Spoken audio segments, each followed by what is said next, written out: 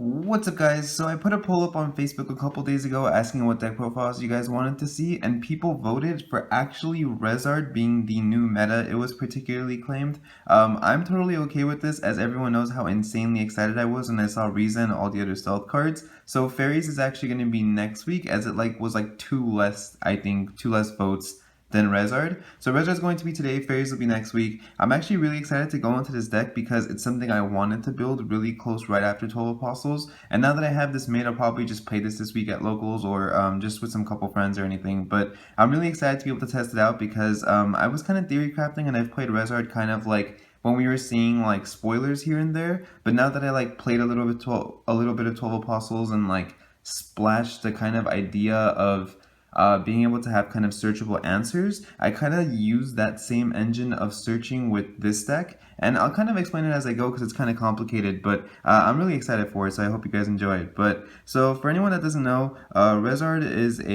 he's the only ruler in the current Alice cluster block that has imperishable built in. So the J Ruler version of this card just has imperishable, and with Black Moonbeam being a card, that means that even though you can't chase to use like a Regalia to give someone imperishable, Rezzard will just be able to like not die and be able to come back later on also. Your opponent would now need Black Moonbeam and Dead Scythe, in which case losing Rezzard isn't even that bad if you've set up far enough. You just need to be careful that you've used up your Persephones until then, if you're anticipating your opponent is playing both of those cards. But from what I've seen, mostly Black Moonbeam seems to be like a side card, so I'm not too worried. I haven't been maining it in my black decks anyway, but that might change. So on the ruler side of Rezzard, his J activate is 2 black, and you can also play 2 black to put the top 2 cards of your deck into the graveyard. You can totally ignore that effect because this isn't really a grave heavy deck, not in sense of that like you're going to be milling your cards to gain some kind of advantage. Although if you do need 10 cards in the grave for Persephone and you're like at 8 from just normal play, you're totally free to like mill 2 on your draw phase, let's say right before you recover, and then use Persephone and be able to gain some advantage or during your opponent's end phase or whatever you want to do. So keep an eye out, the effect is definitely usable if you've already set up Persephone, but don't just willy-nilly mill for the sake of milling. It'll actually hinder you. So only do it if you're like really trying to get Persephone off and you already have like her or you have Riza to grab her. But don't just mill for the sake of like, I have open mana, I might as well mill. You actually want to keep, sorry about that, most of the cards in your deck. So the J Ruler side of this card, can't talk today for some reason. The J Ruler version of this card, like I said, has imperishable. It also says when it enters the field, you can put 2 cards from your hand into your chance standby area. I'll kind of go over chance standby areas for anyone that, I know a lot of like new players are coming into game at this point, so as I go, I'll explain that as well.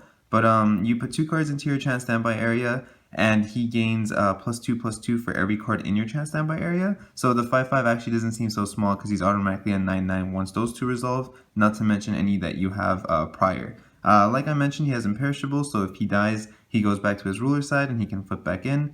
And then his god art is called March of Undead. It costs 6, so it's 2 black and 4 colorless, and you can remove any amount of creatures from your graveyard from the game, and then you and your opponent banish and discard cards from your field equivalent to that number. So if I banish 5 resonators, we both discard 5 and banish 5. If I remove from game 3 resonators, we would both do 3 and 3. And then just for the kind of clear up confusion, because I get asked this question a lot, and I don't know if I actually just messed it up right now too, but banish is different from remove from game. So banish just particularly means to tribute. It means like that player chooses a card and sends it to the graveyard. It does not mean remove from game. So remove from game is remove from game. Banish just means to like get rid of the card. So with like no targeting. So if I play a card that says your opponent banishes a resonator, they would pick the card. And if that card is for any reason like untargetable, it doesn't matter. They can still pick that card because the card isn't targeting. The player is just choosing to sacrifice that creature.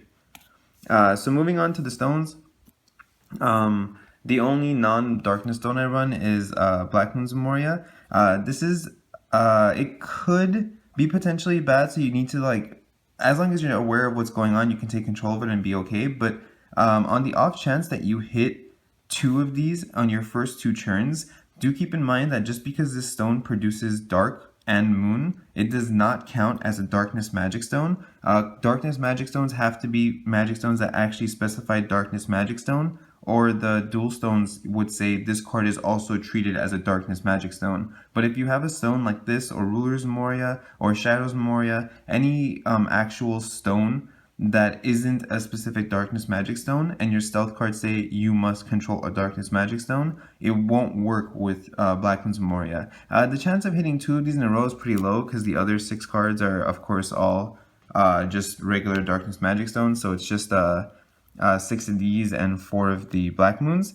But just on the off chance that you do, try to play around it. You can still set your cards, just you won't be able to activate it. So maybe setting like a Merlin, which has to wait for the next immediate turn to, get your opponent to discard, or anything like that would be a smarter play, because the chance of the 3rd stone also being a Black Moon's Memoria is really low. So I wouldn't really worry about it, but do just keep that in mind. It is very important because I don't want anyone trying to trigger their cards if they only have these on the field, when you specifically need a Darkness Magic Stone for most of the stealth cards. And then moving on to the main deck, so how I was mentioning, I had kind of like a 12 Apostle package in here too. I'm running 3 Messenger Familiar. I wanted searchable answers for Merlin because I think Merlin is really good. I was mentioning in my 12 Apostle deck that I didn't think cards like Scorn or Lapis's Darkstorm were that good because hitting the hand just isn't fast enough right now because your opponent can just use the field anyway. But when you can follow up with hitting their hand with a card like Merlin, which I'll describe in theory later as well, but it's just really strong. So I wanted to be able to have a way to get Izanami, and this card can search it. It's also a really easy way to get Underground Dragger to set off, because Underground Dragger needs a card you control to have been destroyed that turn, like a Resonator. And so if you block something really big with a Messenger Familiar, you get to search Izanami, and then your opponent ends their turn, you can flip Underground Dragger in and kill the card that you blocked because it destroyed Messenger Familiar and dealt damage. And then you got to even search a card for the destruction, so it just gives you so much advantage. And then I still have 3 Interdimensional Monarch Gill Lapis in this deck too. This might seem crazy, but I wanted a way to get the Izanamis in my hand into the graveyard. I think this card being able to search Izanami as well as Messenger Familiar is also just really strong. It doesn't I don't have a lot of target removal in this deck in terms of spells. A lot of the stealth cards do that, but I wanted something that could attack into my opponent's stuff, and I don't have anything that gives Rezzard target attack. So I was like, you know what? Gill searches Izanami. I can still attack into their creatures by giving them target attack by discarding the Izanami. It gets Izanami in my graveyard, and then because Persephone does have that requirement to have 10 cards in the graveyard, being able to fill up my graveyard with small stuff like Messenger Familiar and the discarded Izanamis actually gets you to your graveyard count really quickly. And so there's no way to shift this card in this deck. You completely ignore the shift effect, and you ignore the other side. It's strictly just to search Izanami. Some people might say oh, why didn't you play Hades? It's just not a good card. You can't set enough cards fast enough for to cost low enough to be a good card, and then its effects aren't even that good. So don't try to splash in Hades with this engine. It's not something I just forgot about. I'm quite aware that he's a 12 Apostle. He just really isn't worth it. I'd rather focus on just the Izanami engine to get Merlin going, because I think just getting cards out of your opponent's hand while wiping their board is really, really strong. And then, as of course I mentioned, the Izanamis. This card's even just good as a 6/6 swinger. If it's in your hand, you can discard it with Gill. If it's on the field, you can keep swinging until they have to waste a resource on it. It's just a really good card. And then, because I said I don't have a lot of target destruction, the graveyard effect to destroy is also really good. The discard effect sets off Merlin, so I think that's really strong as well. And then 3 Lucifers. This is part of your main win condition. There's other things that can swing in as well, but it's still Persephone's best revive target outside maybe Riza. Those both are really, really good targets. And it also, the life heal on this is very relevant. It's also the only other reason I'm running the Moon, because Izanami needs it and this needs it as well. Early game, you want to take any damage that's going to set you down to around 3,000 life, because you want to be able to have your first Riza hit you lower to 2,000 or lower, since she costs 1,000 life to use, because you want Melder to be accessible that quickly. You always want to be able to keep in mind that blocking isn't always necessary, because you want to get to 3,000 life so that your first Riza gets you down to 2,000, and then you can use infinite Melders for the rest of the game. And if taking the damage early on might be a little too risky, Lucifer can always help you heal up after you've used your cards. So I thought he was really good, and the fact that Persephone revives him is even better. And then so outside of this engine, there is the actual stealth engine. Riza, First of the Dead, Rezzard's mother, of course.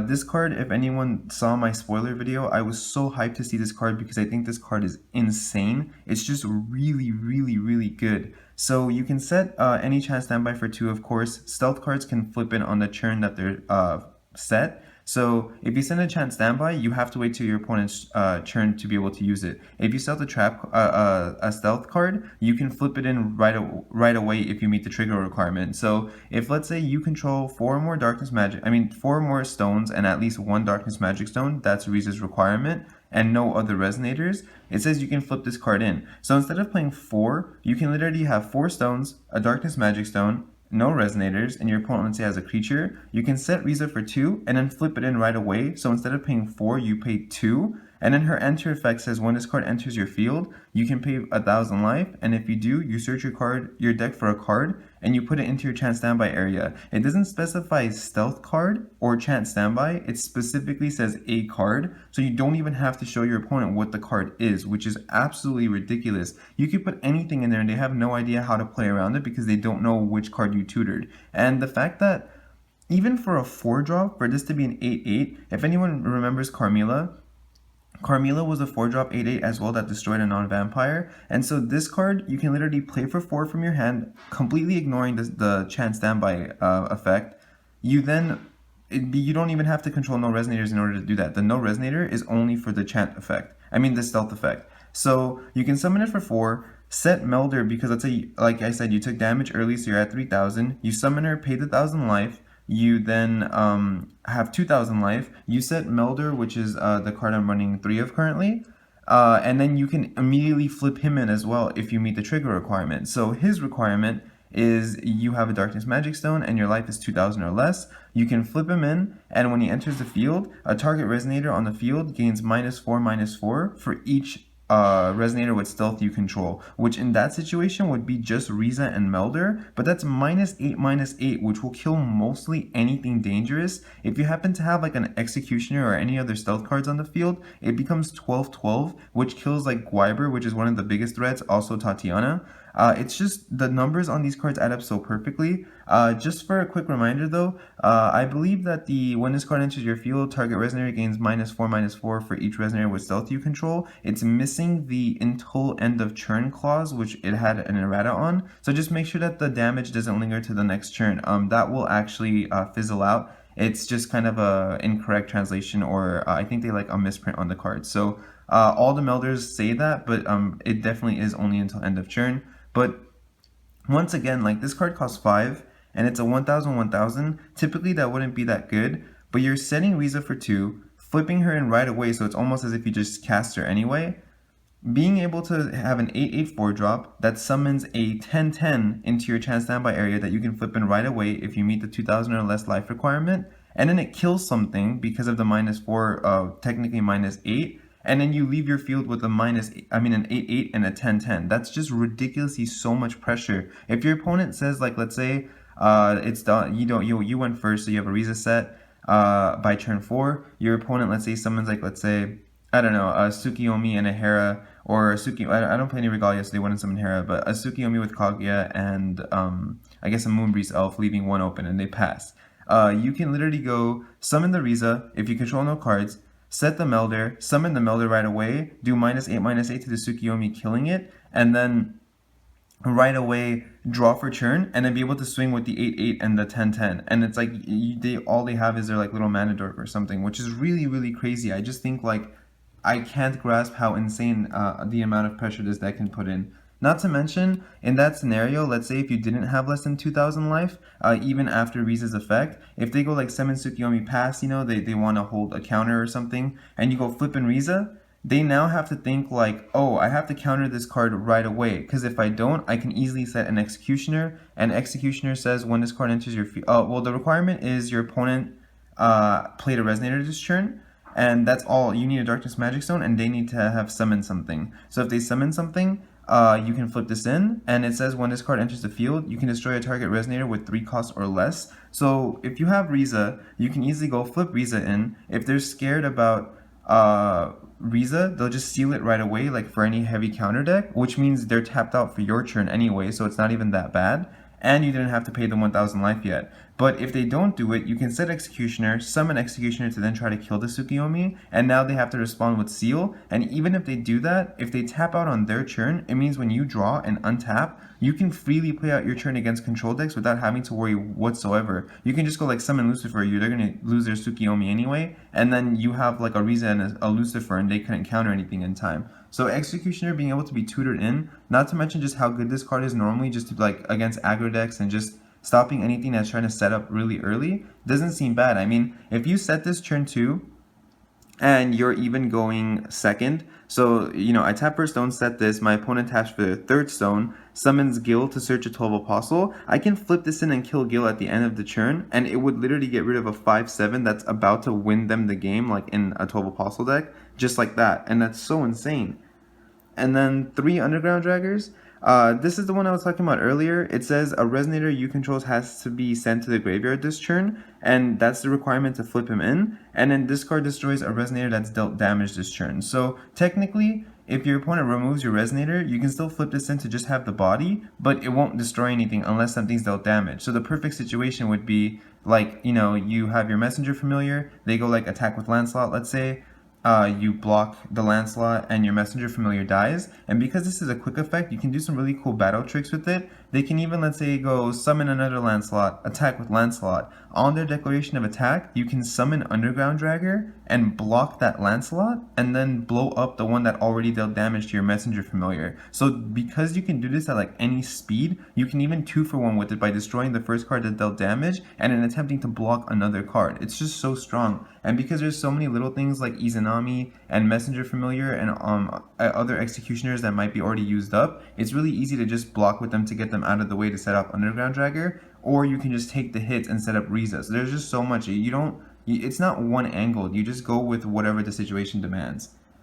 And then for Merlin, like I said, being able to hit your opponent's hand is only strong if you can also follow up with the field. This card's always been one of my favorite cards just because back in like the Stealth Kaguya days, you would just go set Merlin for 1 on turn 1, and then turn 2 Spiral, they discard 2 cards, you summon Merlin and destroy their like first mana dork, and it was like the most insane play ever. They just couldn't do anything. And even though you can't do that as fast because Rezzard has to set this for 2, whereas Kaguya could for 1, if I open like let's say Messenger, Scorn, and Merlin, because I do play Scorn, I won't Scorn turn 1, I'll just summon the Messenger, and then they play out their first turn, I'll set the Merlin, and then just Scorn on turn 3 and flip in the Merlin. So you have to kind of be smart about when you're using this, but just always know that, like, you know, there's Izanamis in your graveyard that are searchable that can set this off, which would be like during your draw phase 2, you can just discard a card from their hand and kill something, and then recover and have all this mana. You can set this with Riza if you already have the mana to pay for a discard. There's just so much you can do, and I think being able to minus,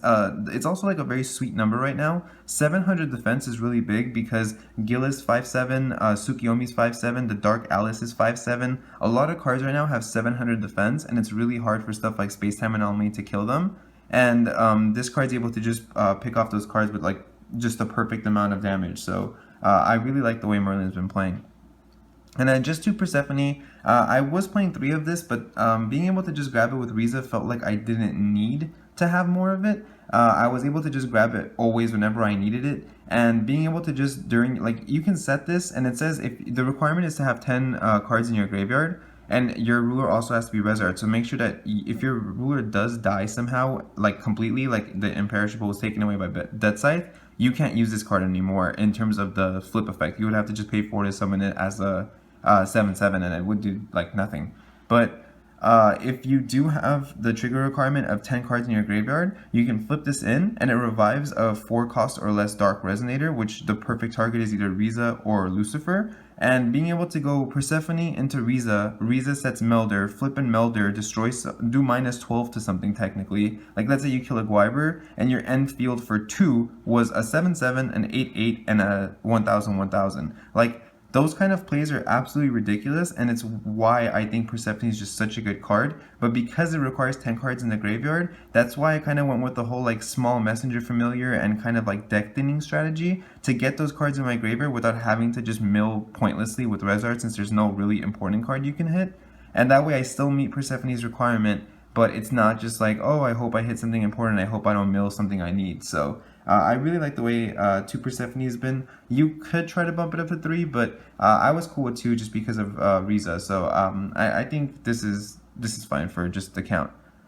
And then 4 Scorns, like I said, Merlin's one of my favorite like actual plays in this game. Like, it's just such a good card, and being able to look at your opponent's hand, get all that information, discard a Resonator, and then trigger your Merlin is just so strong. It makes up for like the setup it took because it just does so much, and I think Scorn is just a really powerful card when tied up with Merlin, and then same with Lapis's Dark Storm. So this is one of those cards that I just said wasn't fast enough right now, but it's just so good if you're, especially if you're going first, if you can just set a Merlin on turn 2, and then on turn 3 go like Lapis's Dark Storm, I hit maybe a possible important card in your hand, you get to discard a card, and then I flip in my Merlin, destroy your card, and that's so you've lost 3 cards this turn, and then I can use my 1 extra mana open for like summoning a messenger, maybe playing a Scorn. It's just, there's so much you can do, and it's just really good. I've been really liking this deck. So yeah, it's kind of like a mixture of like 2 different themes, I guess, with like the small 12 Apostle engine to use Izanami to discard cards out of the hand to trigger Merlin. I just really didn't want to every time I played Merlin, sometimes like the 4 Scorns and the Spirals back when we were able to play with both wasn't enough because both Merlin, Scorn, and Spiral weren't searchable. But now that you can search Izanami, you can search the Merlin with Riza, it just works a lot better and it makes it less situational. You're not sitting there waiting for these cards with like no draw engine, you're just tutoring on all the specific cards that you need. So thanks for watching. I hope you guys enjoyed the deck profile. I really put in a lot of work into it. I'm excited to play this deck. If you guys do have any questions, make sure you let me know in the comment section below. Definitely subscribe so the videos come straight to you. It just makes it a lot easier. Always feel free to like ask me any questions anywhere. I started a Twitter page I mentioned on Tuesday, so I have that in the description below. If you want to add me on there, you guys can like get updates there or ask me any questions. But definitely let me know how you guys like the deck. I want to hear like, you know, other methods maybe people are trying with Rezzard, because he really is one of my favorite rulers right now. The built-in imperishable just makes it really cool. In terms of side deck, because I didn't post a side deck with my 12 Apostles, it really just depends on the meta right now. That's why I haven't been posting them where I typically normally do. Black Moonbeam is always an option. Silencing Spell is always an option.